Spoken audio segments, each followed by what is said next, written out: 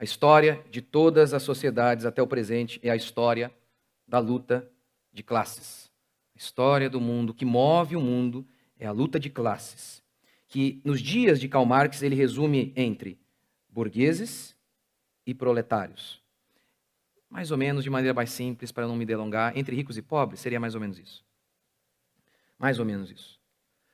Está vendo? Eles vivem brigando, os ricos e os pobres. O mundo vive em guerra.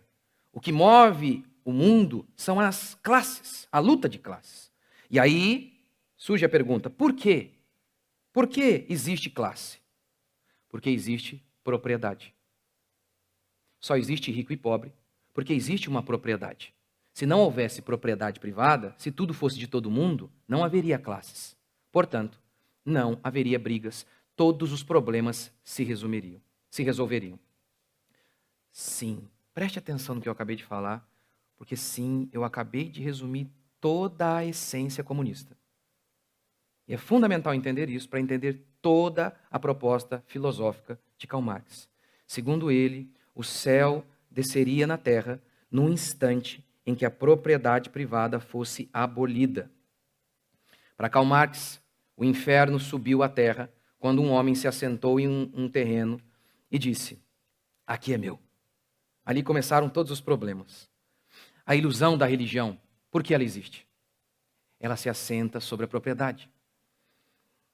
Sim, a religião é apenas um instrumento de manipulação capitalista para manter as pessoas na escravidão.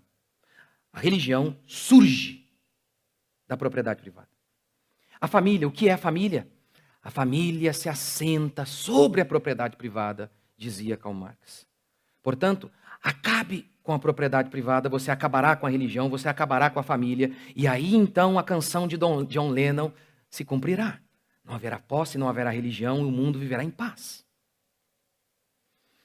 Ele dizia que, primeiro, haveria mais produtividade. Se não houvesse propriedade privada, os pobres ficariam com os recursos que eles estavam sendo explorados pelos capitalistas. Então, tendo a certeza de que eles obteriam a fonte de os recursos de seu trabalho, eles então teriam mais ânimo e por isso eles iriam trabalhar muito mais. O mundo seria muito mais próspero. Não foi assim. Lenin, seguindo as ideias de Karl Marx, em 1917, deu o golpe bolchevique na União Soviética.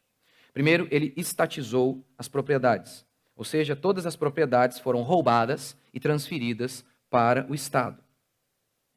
E ele coletivizou o campo.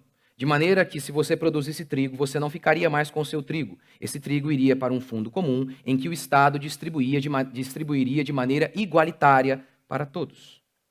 Qual foi o resultado dessa política? Mais de 100 milhões de mortos, a maioria de fome. Por quê? Não tendo estímulo para trabalhar, haja visto que eles não viam esperança de ficar com aquilo que produziam, as pessoas não trabalhavam. Eles tiveram que ter uma presença muito grande do Estado para obrigar as pessoas a trabalhar. As pessoas não queriam trabalhar. Não havia produtividade. As pessoas morriam de fome.